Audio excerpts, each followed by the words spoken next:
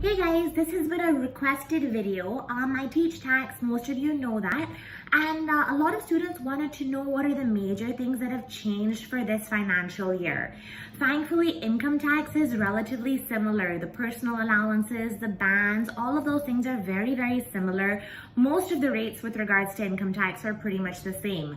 The one thing that has been introduced in capital allowances is something known as a structural buildings allowance, where previously we were only allowed capital allowances on plant and machinery that were used inside the trade. Now we are allowed an allowance for the actual building in which the trading goes on. That's known as a structural buildings allowance. It's a 3% straight line allowance for 33 years and I think 4 months. That's something that's been introduced for income tax.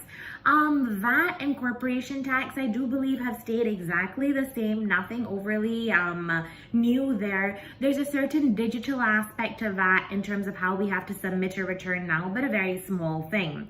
Capital gains tax, your annual exemption has been increased to about $12,300. One more thing for capital gains tax is that you now have to make payments on account if you are selling a residential property of the capital gains tax. There's a special way to calculate that, which of course I will teach you if you're sitting tax with me.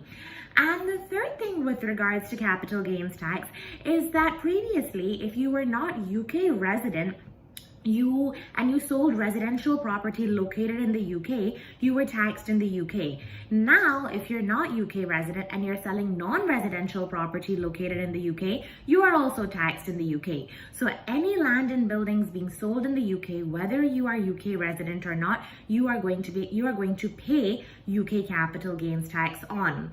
Finally, for inheritance tax, I do believe a lot has remained the same as well. Your residence nil rate band has increased by 25,000, but I think that that's pretty much the only rate that has changed for inheritance tax. So on a lump sum, these are the things that have changed. If you do have any questions, leave a few comments and I'll definitely answer them.